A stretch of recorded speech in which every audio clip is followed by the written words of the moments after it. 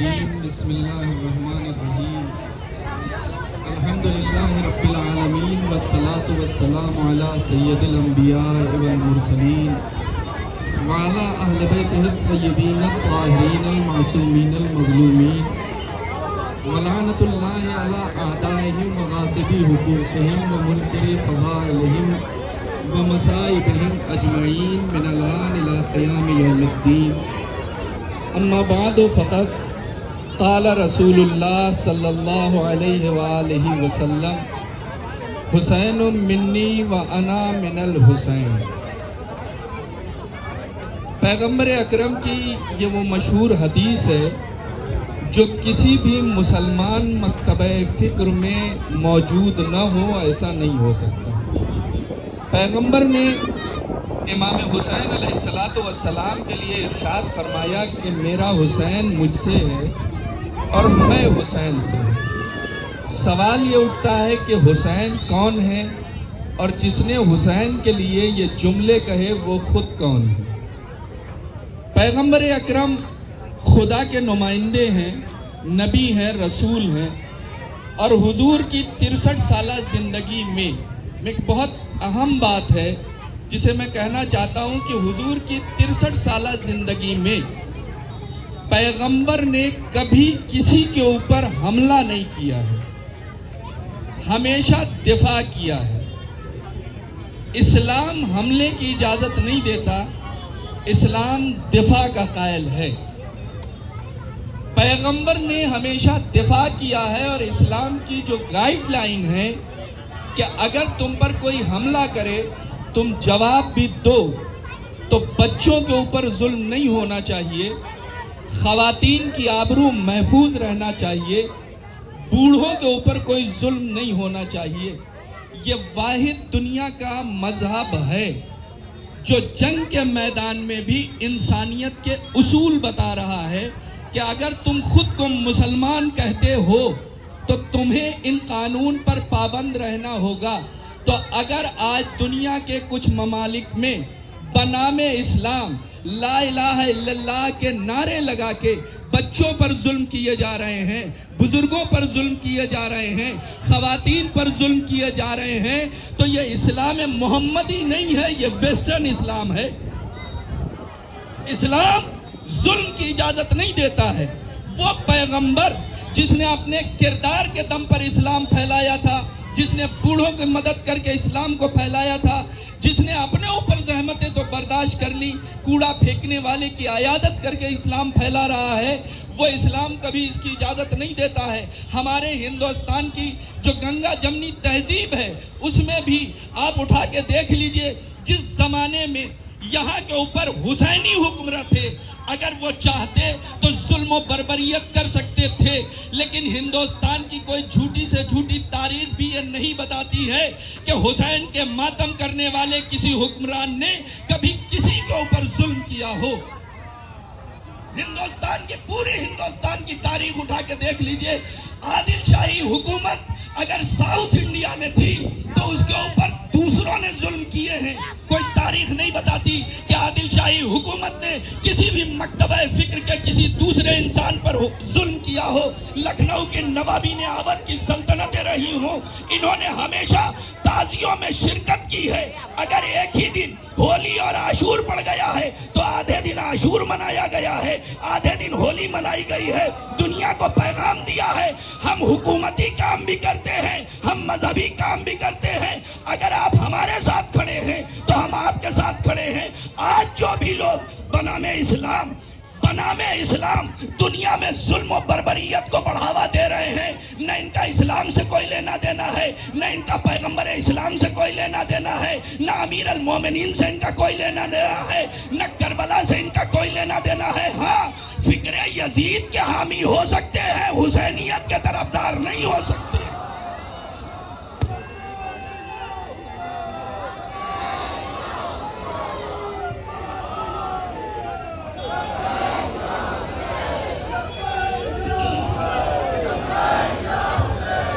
سوال یہ اٹھتا ہے کہ حسین کے بابا علی کون ہے؟ حسین کے بابا علی کون ہے؟ آپ کسی مسلمان سے مکتبہ فکر ہٹا دیجیے، آپ عالم اسلام کے کسی بھی مسلمان سے پوچھیے علی تمہارے کون ہیں، کہے گا ہمارے چوتھے خلیفہ ہیں، یہی کہے گا نا۔ آپ کسی شیعہ سے پوچھیے علی تمہارے کون ہیں، کہے گا ہمارے پہلے امام ہیں۔ آپ کسی صوفی سے پوچھیے علی تمہارے کون ہیں، آپ کسی صوفی سے پوچھیے، آپ کسی صوفی سے پوچھیے علی تمہارے کون ہیں، کہے گا جہاں سے ہم بھیک مانگ کے لاتے ہیں اس در کا نام علی ہے۔ دیکھیے ہم مسلمان نہیں ہیں مگر انہیں مسلمان منوایا جاتا ہے، نصیری۔ آپ ان سے پوچھئے، دیکھیے میں پھر کہہ رہا ہوں، اس بات کو ذہن میں رکھیے گا، نصیری مسلمان نہیں ہے، اسے زبردستی مسلمانوں میں شامل کیا جاتا ہے مولا کائنات کے کردار پر انگلی اٹھانے کے لیے۔ نصیری مسلمان نہیں ہے۔ آپ کسی شیعہ سے پوچھئے علی کون، کہا ہمارے پہلے امام۔ آپ کسی اہل سنت بھائی سے پوچھئے کہ علی کون، کہا ہمارے چوتھے خلیفہ۔ آپ کسی صوفی سے پوچھئے علی تمہارے کون، کہا ہمارے باب المراد۔ تو اگر کہیں کے اوپر علی یا علی کے گھرانے کا تذکرہ ہو رہا ہوگا تو شیعہ خوش ہوگا کہ ہمارے پہلے امام کی فضیلت بیان ہو رہی ہے، اہل سنت خوش ہوگا کہ ہمارے چوتھے خلیفہ کی فضیلت بیان ہو رہی ہے، صوفی خوش ہوگا ہمارے باب المراد کی فضیلت بیان ہو رہی ہے۔ تو اگر ایسی شخصیت کو آج عالم اسلام میں کوئی اختلافی بنانے کی کوشش کر رہا ہے، نہ وہ شیعہ ہو سکتا ہے، نہ وہ سنی ہو سکتا ہے، نہ وہ صوفی ہو سکتا ہے،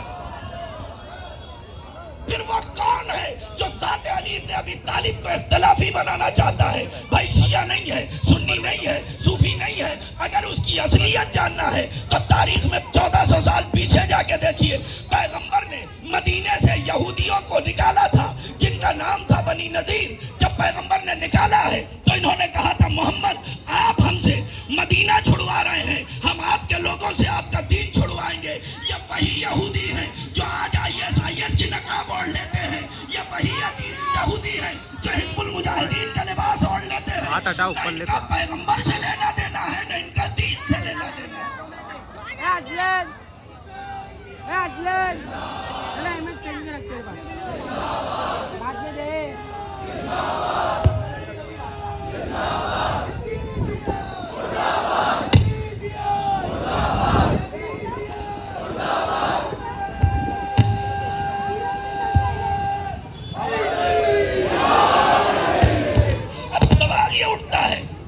علی کے بیٹے حسین کے مقابلے میں جو کربلا کے میدان میں آیا تھا وہ کون تھا؟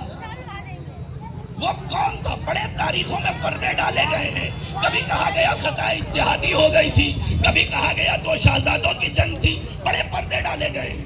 مگر سوال یہ اٹھتا ہے کہ حسین کے مقابلے میں، چلیے مقابلہ چھوڑ دیجئے، جو حسین کے مقابلے میں تھا اس کی 3 سال کچھ مہینے کی حکومت کو اگر اٹھا کے دیکھیے تو یوں تو یزید کا ہر دن جرم ہوتا تھا، مگر اپنی 3 سالہ حکومت میں اس نے جو 3 سب سے بڑے جرم کیے ہیں، پہلے سال میں قتل امام حسین علیہ السلام، حکومت کے دوسرے سال میں واقع حرہ مدینے کی تاراجی، 1200 صحابہ کرام کا قتل، 3 دنوں تک مدینۃ الرسول کو یزید کی فوج کے لیے مباح کر دیا جانا، یا مسجد النبی میں گھوڑوں کا باندھا جانا، یہ یزید کا کردار ہے جسے دنیا آج مسلمان بتاتی ہے۔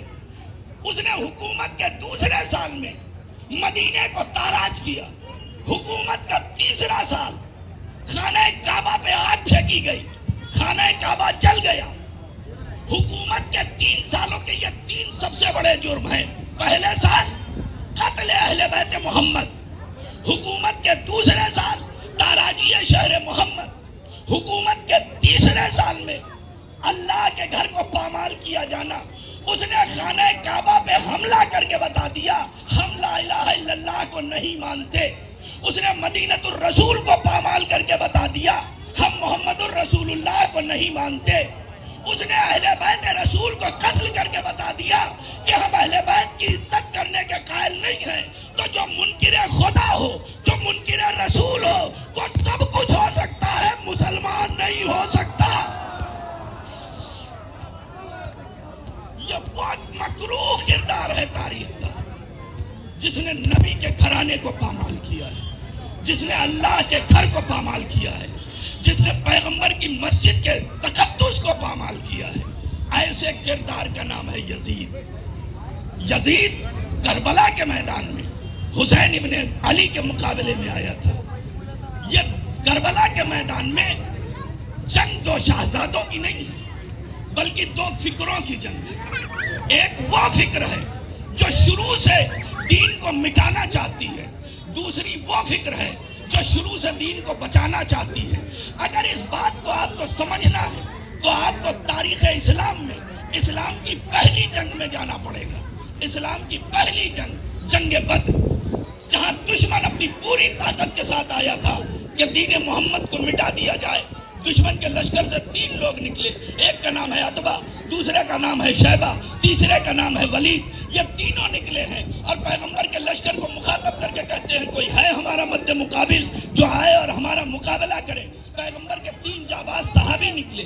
جب یہ صحابی ان کے مقابلے میں پہنچے تو پوچھتے ہیں تمہارا حسب و نسب کیا ہے؟ کہا محمد کے صحابی ہیں۔ کہا تم مجہول النسب ہو، تم سے جنگ کرنا ہماری توہین ہے۔ کیا پیغمبر کے لشکر میں ہمارے برابر والا کوئی نہیں ہے؟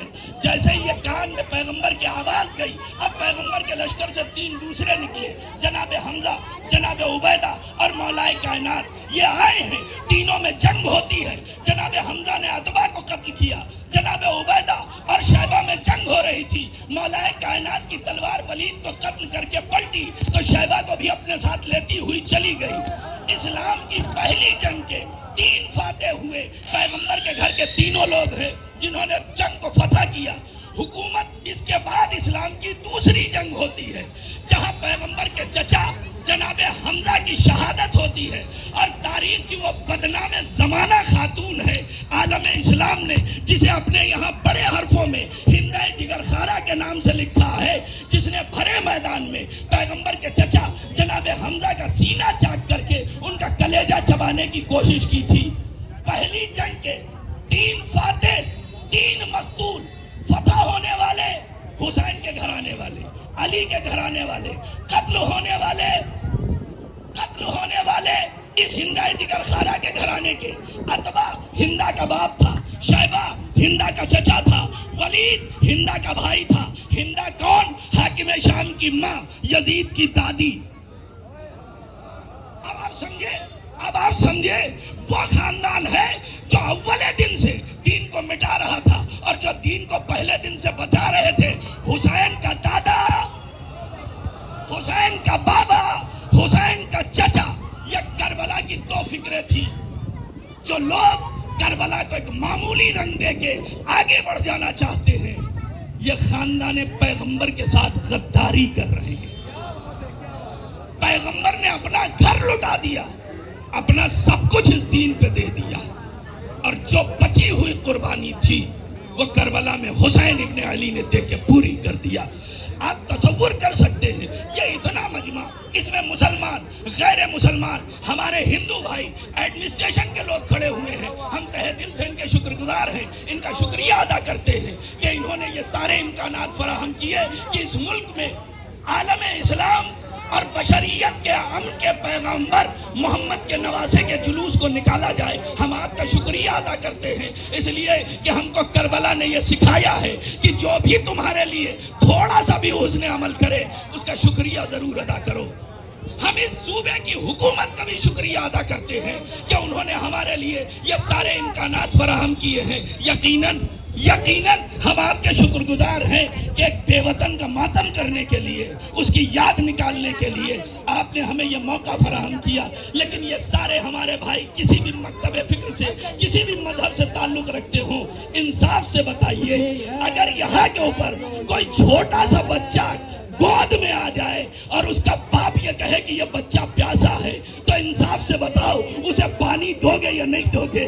نبی کا نواسا کربلا کے میدان میں اپنے 6 مہینے کے بچے کو ہاتھوں پر لے کے آیا تھا۔ اے مسلمانوں، اگر تمہارے اعتبار سے میں گناہگار ہوں تو بتاؤ اس 6 مہینے کے بچے نے کیا خطا کی ہے؟ حسین کو جواب نہ ملا. امام فرماتے ہیں علی اصغر تم بھی تو حجت خدا کے فرزند ہو, اپنی حجت کو ان ظالموں پر تمام کر دو. 6 مہینے کے بچے نے ننھی سی زبان پپڑائے ہوئے ہونٹوں پر پھیری. یزید جیسی فوج میں بھی لوگوں کے ذہن آنکھوں سے آنسو روا ہو گئے. کچھ لوگوں نے کہنا شروع کر دیا اس بچے کو پانی دینا چاہیے, مگر ایک آواز گونجی اینا اینا ہرملا ایکتا کلام الحسین. ہرملا کہاں ہے؟ حسین کے کلام کو منقطع کر دے. ہرملا 3 بھال کا تیر لے کے آگے بڑھا.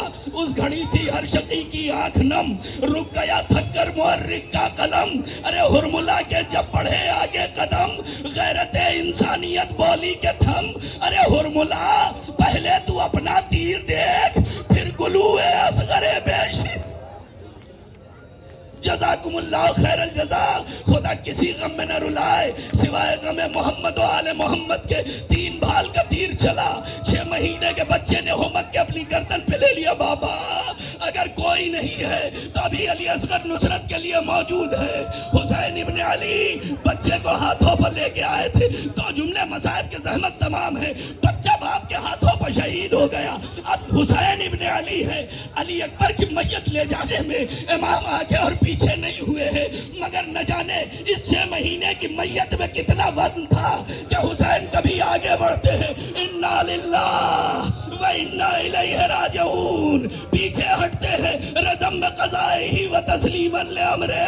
در خیمہ پائے اے رباب اپنے بچے کو لے جاؤ. رباب سے پہلے سکینہ آ گئی. اے بابا بھیا کو پانی پلا لائے, میں پیاسی رہ گئی. حسین نے دامن ابا پلٹا, کیا دیکھا من کا ڈھلا ہوا ہے, گردن چھدی ہوئی ہے. یہ امام نے رباب کو بچے کو دکھایا, لے کے پشت خیمہ پر آئے. بس 2 جملے زحمت تمام ہے. پشت خیمہ پر لے کے آئے, بچے کو دفن کر دیا. حسین کربلا کے میدان میں سو گئے. لیجیے شہداء کے سروں کی گنتی ہوئی 71 سر ہے, ایک سر نظر نہیں آتا. مسلمانوں ذرا تصور کرو اگر تم اپنے بچے کی قبر بنا کے آؤ اور اس قبر کو کوئی کھودے تو بتاؤ تمہیں کیسا لگے گا. نبی کے نواسے نے اپنے 6 مہینے کے بچے کو قبر میں دفن کیا تھا. عمر سعد کہتا ہے مجھے وہ 72واں سر چاہیے. رباب در خیمہ سے منظر دیکھ رہی تھی, سپاہی ہاتھوں میں نیزے لے کے چلے, زمین کربلا پر مارتے جاتے ہیں. ایک بار نیزہ پڑا, اب جو نکلا 6 مہینے کی میت نیزے سے الجھی ہوئی, ماں کی نگاہوں کے سامنے بچے کے سر و تن میں جدائی کر دی گئی. ماں دیکھ